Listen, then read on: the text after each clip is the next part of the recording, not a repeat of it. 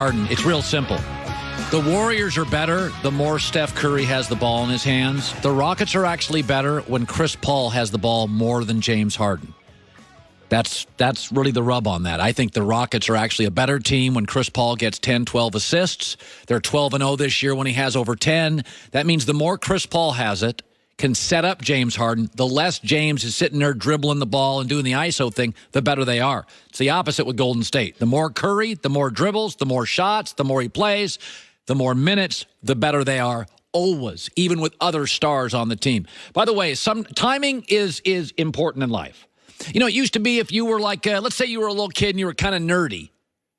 You're kind of scrawny and you're kind of nerdy. You get bullied at school. You were never cool. But nerds now, 50 years later, due to tech, run the world. We all kind of make a joke. That kid's kind of nerdy. You're like, yeah, he's going to own all of us in about 15 years. That's the reality. Timing is everything. Kyler Murray, as Joy mentioned earlier today, is projected to go number 1 in the draft. Good timing. Mel Kiper's on the Dan Patrick Show this morning said years ago they wouldn't even have looked at him for the quarterback position. 10 years ago, Kyler Murray would have been probably a slot receiver or just a fifth-round draft pick, fourth-round draft pick maybe. If it was 10 years. Think about 7 years ago, Dan. Russell Wilson was 5'10 and a half and 205, 210 pounds and ran a 4.5 40 and had a great career at both NC State and Wisconsin. It was a 75th pick, a third-round draft choice. That was 7 years ago. Listen, baseball relief pitchers, you could have been the world's best middle reliever 10 years ago. It didn't matter. Today, the Yankees have 4 of them making over $10 million. Steph Curry, 25 years ago, is either an off-the-bench guy, but nobody is seeking Steph Curry. Kyler Murray, some of it's timing. He was born 20 years earlier. He's not getting this opportunity. And he's earned it, but he would not get this opportunity. The example I always use, I grew up watching a guy named Mark Price. Mark Price shot 40% from three-point in 9 years. Mark Price was a 95% free throw shooter. He was a second-round pick. If Mark Price was available on the market today, we would be calling him the next Steph Curry. He would be a top 4 pick. He's a 6'1 guy. He's the best shooter outside of Steph Curry in the history of the league. But nobody was looking for Mark Price. Ended up having a very good career before injury set in. He was a 40% three-point shooter. When you didn't shoot him all day at practice, that was looked down upon. You're wasting time. So some of this stuff is just timing. And good for Kyler Murray. He certainly earned it. But as Mel Kiper said, all the measurables, same as Russell Wilson. Russell Wilson started for 4 years in college. He had Kyler numbers for 4 years. He dropped to 77. Crazy. All right, let's bring on a guy who is going to get some Hall of Fame votes. He's still a member of the NFL, Washington Redskins, got to 2 Super Bowls, won 1 with Denver. Vernon Davis now joining us in the herd on a Tuesday. You know, it's interesting because a couple of days ago, we sat down, Vernon, good seeing you again, as a staff, and we were talking about the 5 greatest NFL combines, and you were 2. Mike Mamula was a guy we never watched in college, went to the combine, and, blew up. You know, bench press Delaware. You were one of the first guys that I ever saw go to the combine. I didn't watch a lot of Maryland games, and I'm like, good Lord. Do you remember it? Do you remember specifically how big, because the combine wasn't as talked about. It wasn't as televised. It wasn't as big of a deal. You were at the beginning of that. Yeah, I vividly remember. It was a great day. I remember going out there and I was like, hey, I have to get this done. I have to get this done. This is a once-in-a-lifetime opportunity, so I have to take advantage and own it. So I went out there and I did my very best because that's all I could do. 42-inch vertical. You did I don't know how many times you lifted 222 pounds, over 30 times. 220, 30, I believe it was 33. So 33 reps. So you jumped. Now, when you watch the combine today, there are some players who sit it out. Mm-hmm. And I do kind of understand that. If I was number 1 left tackle, what's the point? Number 1 quarterback, what's the point? Mm-hmm. Do you sympathize with guys who go into the combine as the number 1 guy at their position and say, I'm going to pass? Would you do that? No. I just I try to stay in compliance and do what I'm supposed to do. And, any opportunity I get, I'm going to try to take advantage of it because I know that it's going to produce good fruit. And and it did. I look back on my career and how I started up to this point now, and I'm very pleased. Okay, so 13 years in the NFL. Financially, you don't need to come back. You've done well, smart guy. You could do a lot of things. You go into broadcasting. You go into a lot of things. Your brother, Avante, has gone down to Florida. He's starting up some sort of business, medical business or something. You could do many things. Why do you continue to play football? I play football because I'm passionate about it. I love it. It's nothing like that locker room. When you go in the locker room, you see guys who are in there, guys who have the potential to have great careers, and just guys you've cultivated a relationship with. It's the atmosphere, and I think a lot of guys who leave the game, they know that they can't get that back. That atmosphere. It's just hard to find. It's few and far between. But when you have something good and that you've been doing this all your life, it's something that you always want to have. You want that to resume for as long as you're continuing to live. When you broke into this league, tight ends were just emerging. There was a long time, Vernon. It was a running back league, and it's a quarterback league. You came into this league about 13 years ago, and we started talking about tight ends own the middle of the field. And it's a different NFL now. I mean, Gronk was huge in the Super Bowl. Travis Kelce, Zach Ertz. Jordan Reed, one of the guys you play with, been hurt a few times, but a remarkable talent. When you look at the NFL, take my audience to the advantage of being a tight end is when you leave the line of scrimmage, say, against a zone, are there advantages to being a tight end over a wide receiver getting open? Yes, there's a ton of advantages when it comes to being a tight end. Now, usually in the past, you would have these tight ends who were 6'6", maybe 265, 270 pounds, guys that could run well, but they could be covered by linebackers and safeties and corners. Nowadays, you have the guys like Jordan Reed, Gronkowski, who are huge. I mean, these guys are 6'5", 6'6", 250 to 260 pounds that can run by corners, they can run by safeties, they can run by linebackers. Now, what do? I mean, they can take the middle. They can sit down in zone if they're going cover two. The sky's the limit for these guys. So what do? Now, you can't. You have to find a safety that can run like a corner. He can't be slow because he got to keep up with these guys. These guys can really run now. So you have to find that safety. Like when you go nickel, you have 5 defensive backs out there, right? Who are you going to put on that tight end, especially if they go too tight, right? They come out. You have to, like I said, you have to find that nickel guy that can really run. He's big, he's fast.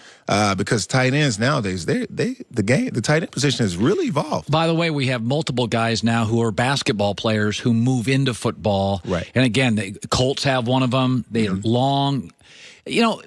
I want you to talk a little bit about a couple of quarterbacks because you've played with several quarterbacks. What do you do if you're the Cowboys and you have Dak Prescott? So he's won a lot of games. Yeah. He's not a huge arm talent. He's got great leadership qualities. Appears to be like a guy you can depend on. Won the division 2 out of 3 years. When you're on the sideline, when you're watching Dak Prescott, would you pay him big-time franchise money? I think he has the potential to make big franchise money. I do over time if he can show that he can be consistent. He's still young in the game. We have to keep that in mind. He has time. Just give him time and see what happens. I'd say one or two more years, and if he does well, he exceeds our expectations. Then you pay him the money. You give him what he deserves. Jason Witten is returning for the Cowboys. Antonio Gates returned to the Chargers this year and actually was really good late in the year. Gronk's an old guy, may retire. Very good Super Bowl AFC championship. Jason Witten now coming back to the Cowboys. He sat out a year. How productive do you think he can be? I think Jason has his knowledge of the game is unprecedented. He knows the game. He's been playing for so long, and we see what he's done. I mean, you look at the milestones that he's been able to create. He's going to do well. I think he's going to do well. Yeah, he's a little rusty. He needs to get back into it, but I think once he finds his niche, he'll continue to blossom like he's done in the past. If I say Jason Witten, what do you think of as a tight end? I'll give you a handful. What's his strength? His strength is to be able to recognize zone coverage and sit down in that zone coverage. He's not the fastest guy on the field, but he has this innate ability to be able to create separation and get open and find that zone. That's what Tony Romo loved about Jason Witten, that he knows how to sit down. Because you know we have these routes that we run where you look at the coverage, you see if it's zone, if it's cover one, whatever it is. He just knows how to get open, especially in zone coverage. Do you? If I say Gronk to you, what do you think? Whoa, wow. What are we going to do about this guy? I mean, we're talking about a kid who can run really well. I think he used to be a much better runner. Yeah, but he can still move. I mean, his size and the way. I'm just thinking that I have to put two guys on Gronkowski because there's no way we can stop this guy. I mean, this guy he's explosive, he's fast, he's strong. I just think a great football player, someone who's definitely changing the game. You know, there's a classic moment. When you were in San Francisco, you developed into a star in the league, and Mike Singletary came there, and it was pretty rough for Mike. It just it kind of devolved. You could just tell fairly early in the process it just wasn't working. It wasn't right. For whatever reasons. He got into this classic rant where I'll play the rant again, and Mike Singletary, it's probably the most famous Mike Singletary moment. Let me play the rant. I would rather play with 10 people and just get penalized all the way until we got to do something else, rather than play with 11 when I know that right now that person is not sold out to be a part of this team. It is more about them than it is about the team. I cannot play with them, cannot win with them, cannot coach with them, can't do it. I want winners. I want people that want to win. How'd that land for you? I remember going home and watching that. I was like, wow, my career is over. This guy is ripping me apart. But I started to understand it. I just kept thinking about it. I was like, it was going back in my mind. I want winners. I want someone that's all about the team than about themselves. I told Vernon. And so you kind of. I just thought about it. I went in the next day. We had a heart-to-heart. And I started to understand. I was like, hey, this guy we're meant for each other. I mean, without him, my career probably wouldn't have lasted because I was a young guy coming in the league and I thought I had it all figured out. You know, I thought it was okay to go out there and get penalized and put my teammates in a rough situation when it comes to advancing the ball and winning games, right? I was hindering them from doing that. So I had to be a better person. I had to be there for my teammates. I had to be a leader. I had to be in compliance with the team and with what the coaches wanted and expected of me. So, you know, I learned my lesson. I listened, and I just started to just become a good teammate, pretty much. Yeah, I've heard the same stories about Shannon Sharpe here at Fox Sports 1, guys who played with him early. He said he was different later than he was early in his career. He was a different teammate. By the way, what do you do with Antonio Brown, who's a remarkable talent, but he's very outspoken?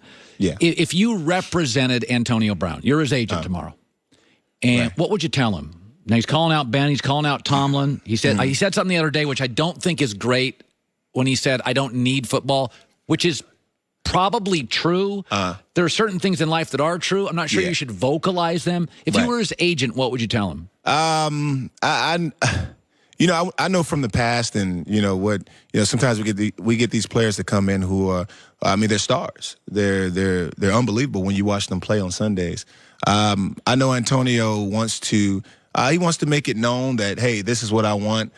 This is what I expect. And, you guys help me out. Give me this. I'm calling him. He's a star.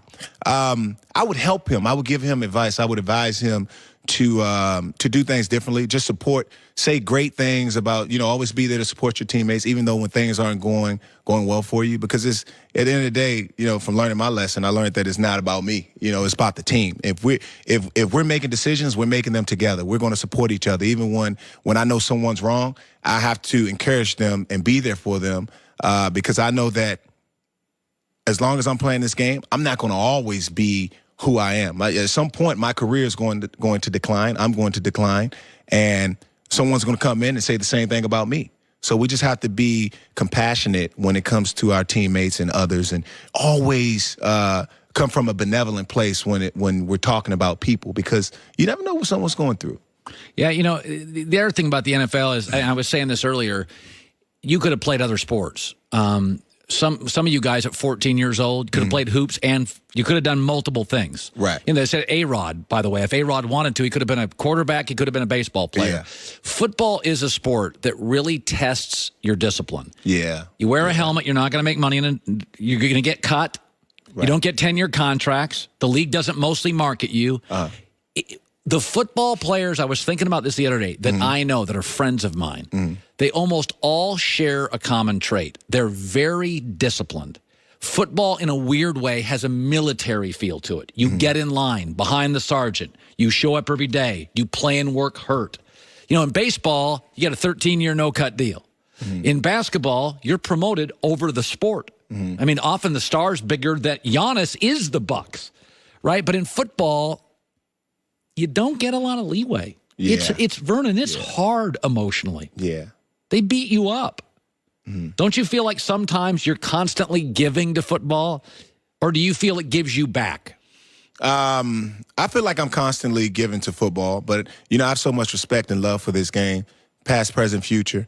I respect it all, and I've always from the time that I was young up until now, I learned that no matter how long I'm in this game, I have no control. Only control I have is going out on Sundays and performing. When it comes to decision making and bringing in guys and going to coaches and making sure that I'm in the game plan, I have no control over that. I just have to do my part, play my part, be the best teammate I can be, support my brothers, and play this game of football and pretty much just do my job. Yeah. Nutrition brand you're part of now, Timeless Sports Nutrition. Tony Gonzalez, by the way, like you, very much into the nutrition. Taking up acting, new movie called Hell on the Border, a Western thriller. So you got the acting thing. By the way, Tony Gonzalez, nutrition and acting. Look at, by the way, Gronk has a nutrition brand, and he's going into pro wrestling. So you tight ends are made for Hollywood, man. So everybody's looking for a 6'7" cut guy, handsome guy, Vernon. Good seeing you. Yeah, good seeing you as well. Joy with the news. You too. No. Turn on the news.